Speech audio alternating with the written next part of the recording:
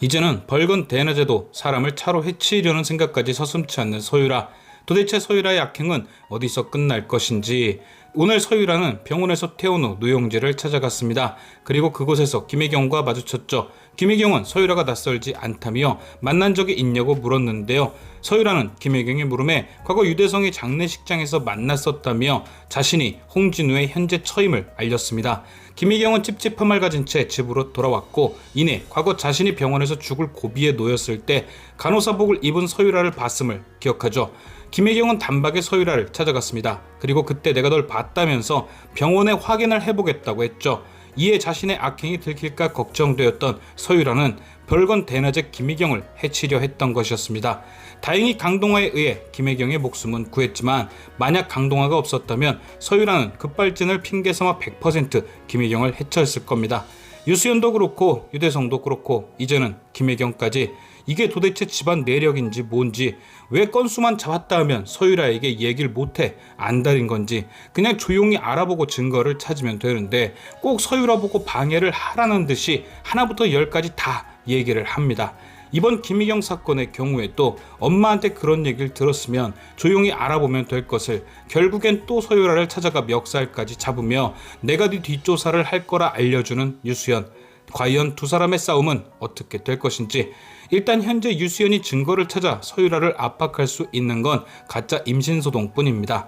김혜경에게 약물을 주입한 건 오늘 간호사들이 말했듯 CCTV도 고장이었고 딱히 증거를 찾을 방법이 없죠. 그래서 유수연은 한 가지 묘안을 생각할 듯합니다. 바로 홍진우를 이용하는 거죠. 아직 자신에게 마음이 있는 홍진우를 이용해 서유라의 뒤를 캐도록 조종하는 겁니다. 지금은 홍진우가 서유라의 유산 때문에 그녀를 걱정하고 감싸주곤 있지만 불과 며칠 전만 해도 가짜 부모 소동이다 뭐다 서유라를 절대 믿지 않았던 사람이죠. 유수연은 그 점을 노리는 겁니다. 일단 홍진우에게 김혜경 병원 사건을 언급해 그녀에 대한 불신이 싹트게 한 후 자신이 아닌 홍진우가 직접 사실 확인을 하게 만드는 거죠. 오늘 서유라는 김혜경을 만난 적도 없다고 했습니다. 우연히 차가 급발진된 거였고 하필이면 그 앞에 김혜경이 있었던 것 뿐이라고 했는데요. 만약 유수연이 김혜경과 서유라가 카페에서 만났었던 CCTV와 수리한 흔적이 없는 자동차를 찾아낸다면 홍진우도 서유라가 어느 정도 거짓말을 하고 있다는 건 알 수 있겠죠. 그리고 그렇게 불신이 싹튼 홍진우에게 유산에 대한 사실도 흘리는 겁니다. 이렇게 거짓말 잘하는 사람이 뭔들 거짓말을 못하겠냐고 말이죠.